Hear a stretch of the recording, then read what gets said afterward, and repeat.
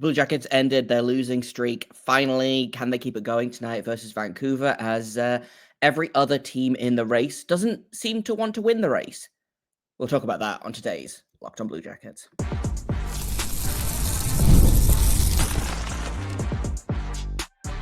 You're Locked on Blue Jackets, your daily podcast on the Columbus Blue Jackets, part of the Locked on Podcast Network, your team every day. Hello, and welcome to Locked on Blue Jackets, part of the Locked on Podcast Network, your team every day. I am, as always, your host, Jay Foster, here to give you the good, the bad, and the ugly about your favorite team and mine, the Columbus Blue Jackets. Before we get things started, I want to thank everyone for making this your first listen of the day every single day. Locked on Blue Jackets is free and available on all podcast platforms and also over on YouTube. We are approaching 1,000 subscribers over on YouTube, so if you're not subscribed over there yet, then hey, maybe throw me a follow and we'll see if we can hit 1K by the playoffs, which, can the Blue Jackets make the playoffs? It's still all up in the air. And I want to talk a little bit about kind of the playoffs in general first before we talk about tonight's game versus Vancouver, because on the one hand, the Blue Jackets have gotten a lot of help since their last game on Monday.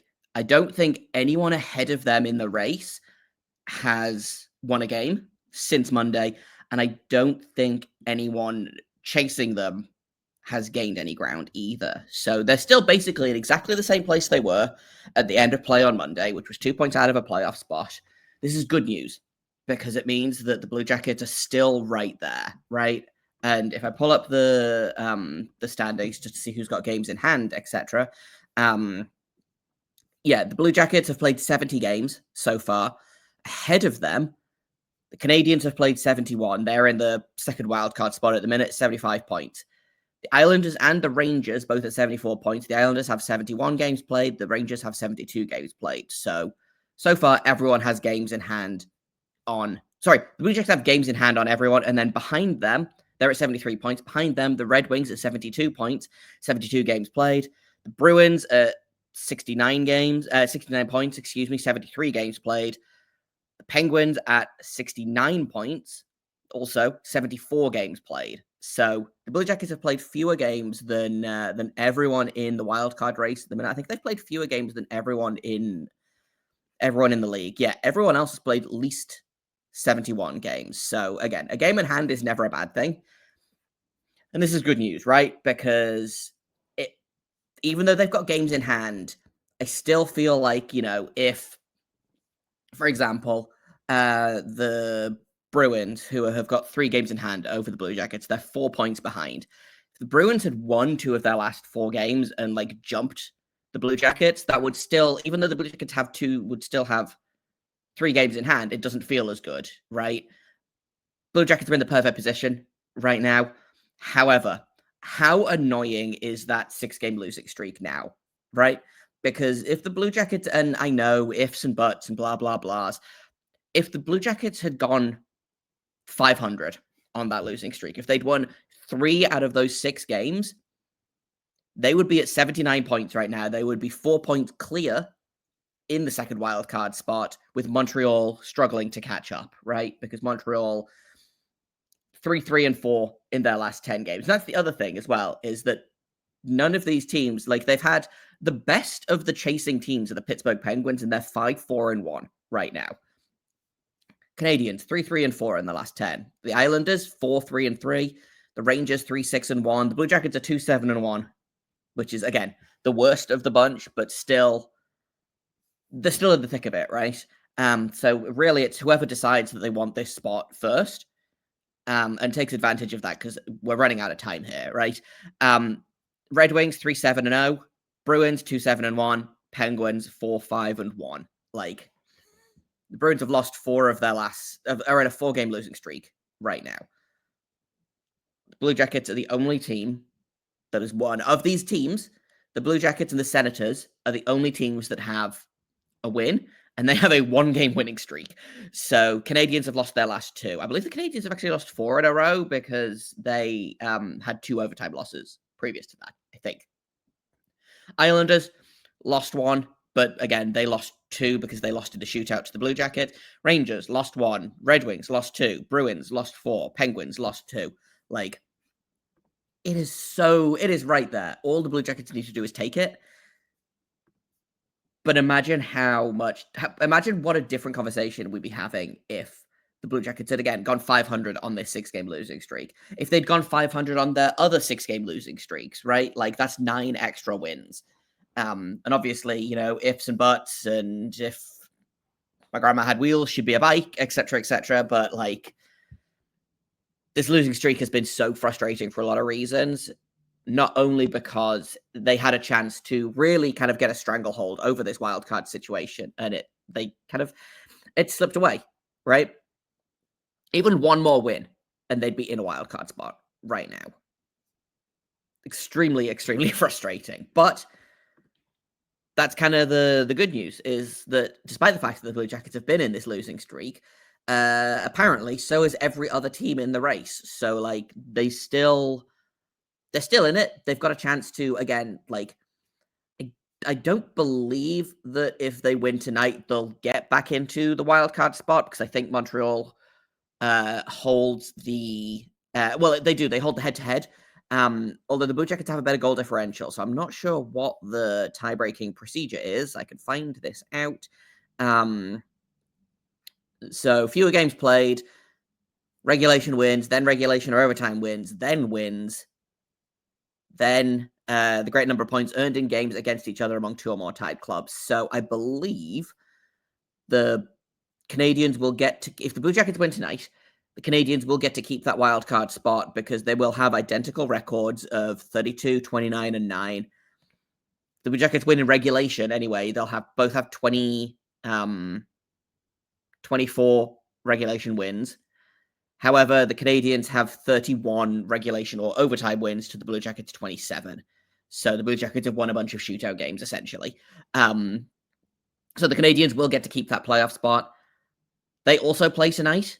They get to play the Carolina Hurricanes, who are 8-2-0 in their last 10 games. So, tough ask for the Canadians, but they've beaten better teams before, right? So ideally, we need the Canadians to lose tonight to the Hurricanes.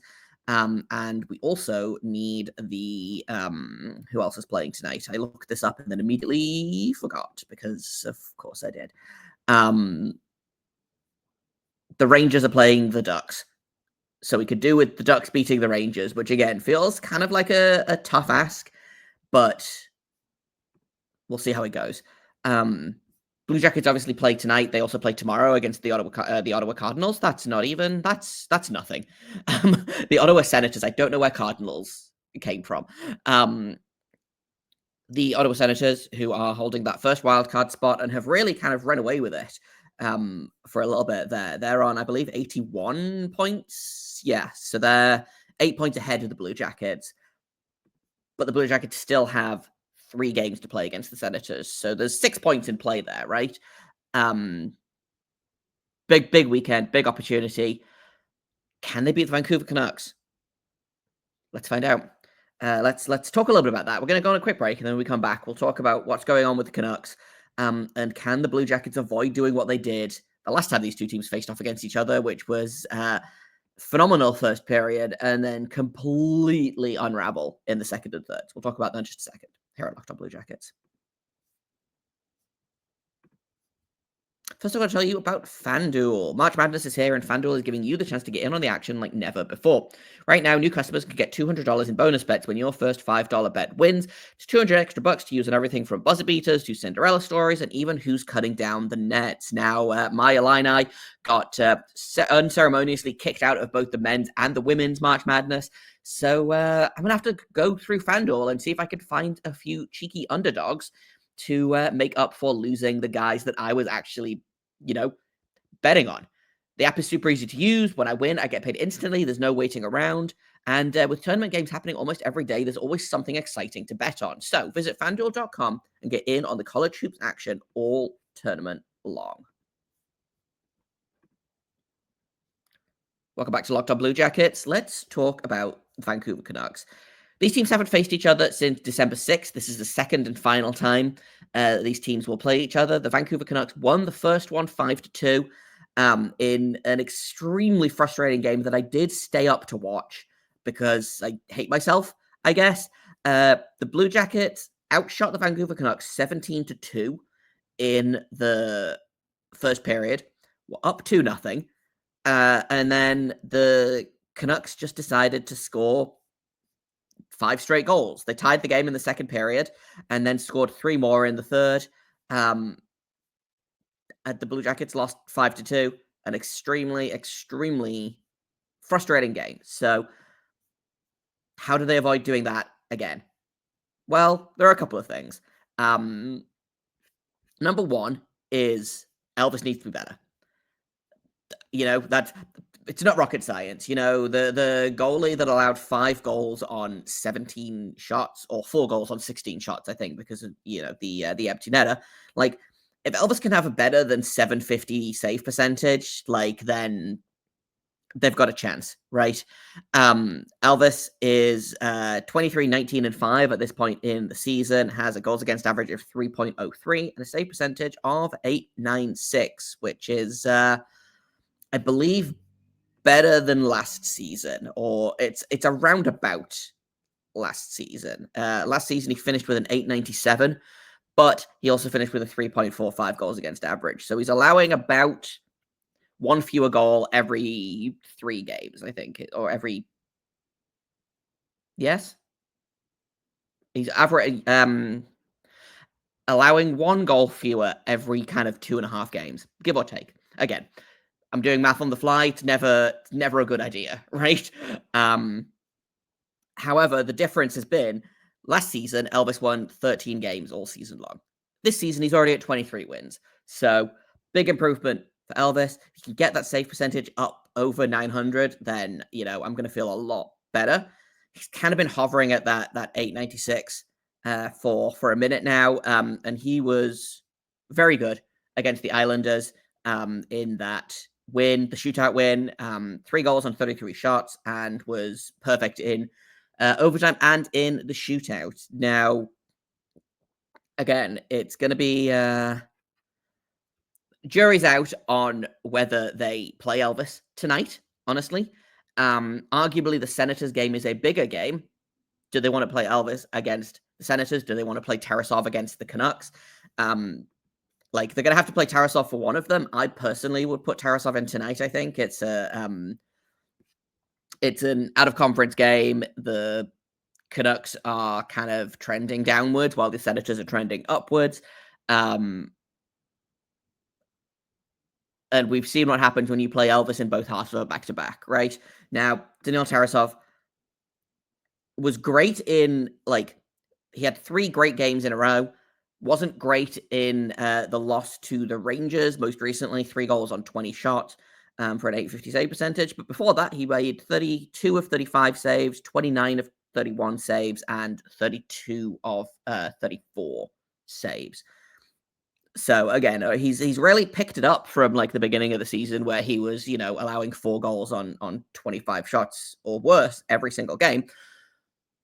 And Elvis was not great against the Canucks the first time around. So my guess is that Tarasov probably starts tonight. It's a big game. They need to win it. But I don't know that they can rely on starting Elvis in back-to-back games. And for, my opinion is that you want Elvis for the games against the Senators specifically. They're bigger games.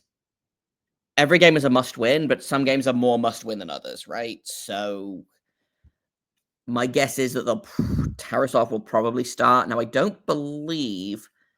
Tarasov obviously wasn't in net for the Blue Jackets in the most recent game, but I don't believe he has played the Canucks before. He didn't play them last season. Just scrolling through his stats real quick. This should be his first career start against the Canucks. Yeah, so he's never played the Canucks before. So anything could happen, right? The Canucks are a very confusing team. I don't understand anything about what's happening with them. They're 5-4-1 in their last 10 games. They don't seem to want to score goals or not allow goals. They're 22nd in the league in goals for per game, 19th in goals against per game. They've got an excellent penalty kill, middle of the road power play. And obviously, a lot of their season has kind of been overshadowed by off-ice drama, shall we say? Injuries and off-ice drama. Obviously, Thatcher Demko has been in and out of the lineup. Quinn Hughes has been in and out of the lineup. The Elias Pettersson, JT Miller drama has, I think, put a bit of a dampener on the whole season. Elias Pettersson, currently their leading scorer. I don't believe he's playing. I believe he is injured. Currently, he has 45 points in 64 games. Which is a shame for the Canucks because he had really started to kind of heat up recently. Like he was looking a lot more like the vintage Elias Pettersson, and then injured. I believe went back to Vancouver earlier this week. Will not finish the road trip with them. So there's their leading scorer, or their leading forward, I should say. Their leading scoring forward out. Obviously, their leading scorer, Quinn Hughes.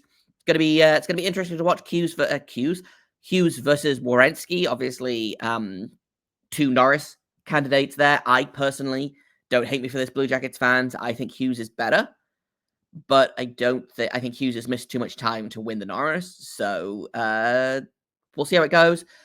But I think Zach is better offensively. I think Quinn is better all round. So I think his defensive strengths kind of overtake Werenski's offense. So he's a better all-round defenseman, but Werenski, the better offensive defenseman of the two. But again, he's been injured on and off all season. Brock Besser has really started to heat up recently. He's got 6 points in his last 5 games, including 5 goals. So he's going to be dangerous. Quinn Hughes, 5 assists in his last 5 games. This is a team that can beat you. This is a team that has beaten the Blue Jackets. Like it's gonna be an interesting one. The Canucks are fighting for their own playoff life, They're 5 points out, because the St. Louis Blues have decided to heat up massively. Canucks 80 points on the season, 5-4-1 in their last 10 games, 34, 26, and 12 on the season. It's gonna be an interesting one. Again, I feel like I've said that about 17 times in this episode, but I think the Blue Jackets can win. I think if they keep it to even strength, first of all, stop taking penalties. Ideally, stop drawing penalties as well. Although the power play has to improve at some point, right? I think having Monahan back is going to be huge for that. The power play is currently 24th in the league, which is worse than the Canucks. The penalty kill is abysmal at 25th in the league. Keep it at even strength. Like that's the key here for me anyway, is you want to play 5-on-5, because the Blue Jackets are just so good at 5-on-5 that frankly the penalty kill or the power play, like the power play specifically, will just ruin any momentum that they have at even strength. So that's kind of the key for me here is even strength. You've got to win the even strength battles because I don't think you're going to win the special teams. You've got to win the goaltending. I don't know going back to the goaltending, I don't know who's going to start for the Canucks. Kevin Lankinen has been very good for them. He played the first game against these teams, I believe, and was really quite good. He played March 22nd against the Rangers and got the decision. I feel like he maybe only played half of the game, but I don't know. Thatcher Demko is listed here as he's played the 2 most recent games. He played March 24th and March 26th. He's got an .892 save percentage on the year, but he's coming off a very good performance against the Islanders, 26 of 28 saves. So again, I don't know who's going to start. My guess is probably Demko. They seem to want to get Demko going. And when he's healthy, he is an excellent goalie. He's got a career .911 save percentage, and of his 238 games, 124 of those have been wins. So he's better than 500. Excellent last season. Like, he hasn't had a season below a 900 save percentage since his rookie season, where he played 1 game. So it's he's a really good goalie. It's a shame that, he has had these health issues this year and kind of in the playoffs last year as well. If they can get Demko back and like fully fully ready to go, like that's going to be a huge boost to this team. Now that I've spent a bunch of time talking about it, they are going to start him, and he's probably going to make like 60 saves because I could only use my hockey powers for evil. But in terms of injuries, the Blue Jackets might actually be one of the healthier teams in the NHL right now, which is always fun. So we'll talk about who they might be getting back for this game in just a second here on Locked On Blue Jackets. First, I've got to tell you about 5-Hour Energy because daylight savings snuck up on us again. And if you're feeling that lost hour of sleep, 5-Hour Energy has your back. The extra sunshine means more time for fun, but sometimes you need a little boost to power through. Whether you're staying up late watching the NCAA tournament, squeezing in a round of golf after work, or just trying to keep up with your busy day, 5-Hour Energy gives you that quick, refreshing pick-me-up whenever you need it. You may know this, my sleep schedule is not the most normal, and 5-Hour Energy helps me the next day when I have stayed up until 3 a.m. watching this dumb team lose, and they've got a bunch of incredible flavors as well. My issue with a lot of caffeine drinks is that they just kind of taste like chemicals. 5-Hour Energy doesn't. They've got Tropical Burst, they've got Watermelon, they've got Blue Raspberry, they've got Peach Mango, which is my favorite. Head over to 5hourenergy.com to find over 15 flavors to choose from, and you can even build your own 12-pack or 24-pack delivered right to your door. Need one now? Grab a 5-Hour Energy shot at your local grocery or convenience store. They are literally everywhere. Stock up today and stay energized with 5-Hour Energy. Welcome back to Locked On Blue Jackets. Blue Jackets got Sean Monahan and Eric Gabranson back in the last game, which was great. More Monahan than Gabranson, but that's kind of what we expected, right? I think Gabranson's going to take a little time to get back up to game speed. Cole Sillinger, Jet Christensen, and technically Kevin LeBlanc, but he's done for the season, so we're not counting him, are the only two uninjured players right now. They were full participants in practice the other day. Sounds like they're both going to be options for tonight. My guess is if Cole Sillinger's ready to go, he's going to go in. Looks like he practiced on the second power play unit at practice, I want to say yesterday or maybe the day before, which is a good sign for him coming back into the lineup because they wouldn't put him on special teams if he wasn't going to be in the lineup, right? The question is going to be defense. Does Jake Christensen make it back into the lineup? If he does, who do they sub out, right? If they put him back in, like my guess is that probably it's Matejchuk that comes out, which I both agree and don't agree with. I think Matejchuk has kind of hit a little bit of a developmental wall at the minute, and like A, the only way out is through, but B, I also think he's playing injured at the minute, so like taking him out and you want a healthy Matejchuk for playoffs because he has been excellent for this team. We need to keep that going, right? And if this team is going to make the playoffs, they're going to need their 6 best defensemen, and Matejchuk is one of their 6 best defensemen. I wouldn't take him out of the lineup, if only because probably what I would do is take Severson out of the lineup or potentially Gabranson, but like neither of those guys are going to be taken out of the lineup, I don't think. So it'll be interesting to see. But my guess is that Christensen probably doesn't play tonight.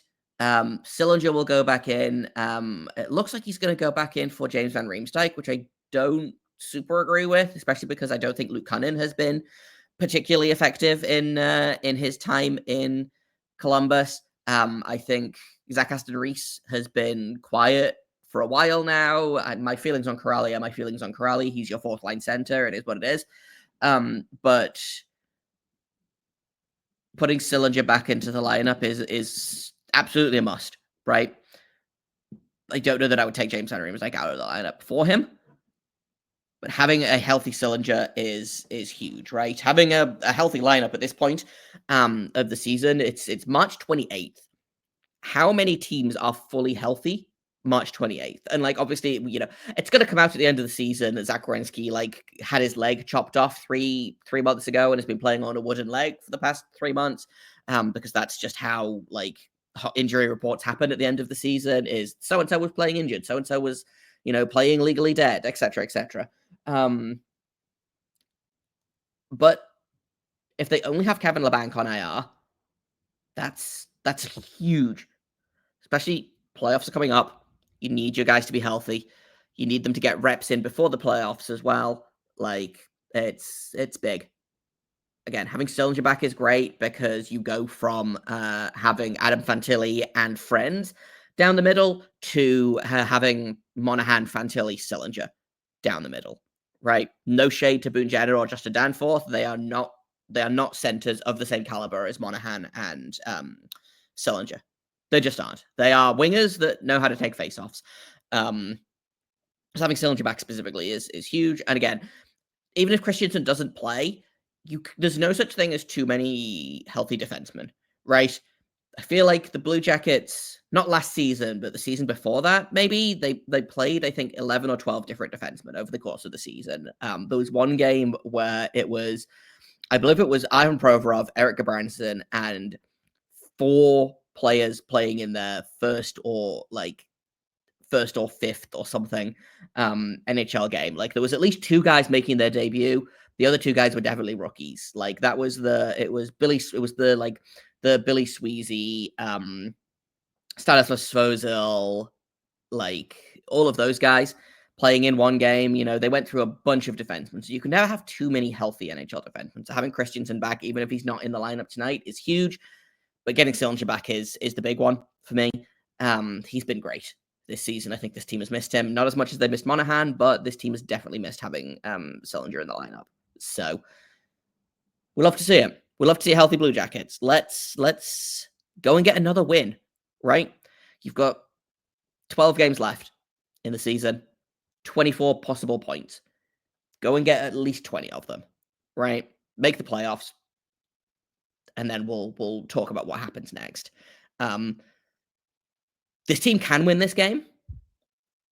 I don't know if they will, but I think they definitely can. In terms of predictions, which I was going to do at the end of last segment and then forgot, like, my guess is, I think I haven't bet against the Blue Jackets all season long, which means that my record is somewhere along the lines of the same record that the Blue Jackets have, which is 33 and something, 32, 29 and 9. So technically I am 32 and 32, 35 is my record. Just because I always bet on the Blue Jackets winning because it feels bad not to.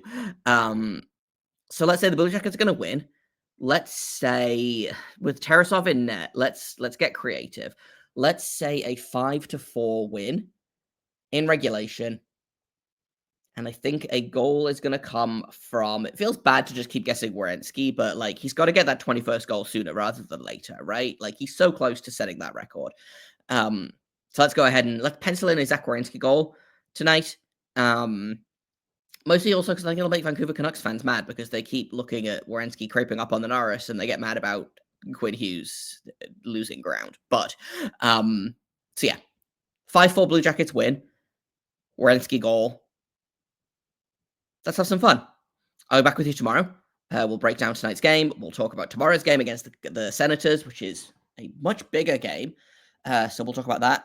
I've been Jay Foster. You can find me on Twitter at _Jacob Foster, JAKOBFORSTER. You can find the show at LO_Blue Jackets. If you have comments, questions, criticisms, you can email me at lockedonbluejackets@gmail.com. Thank you once again for listening. And until tomorrow, make sure you stay locked on.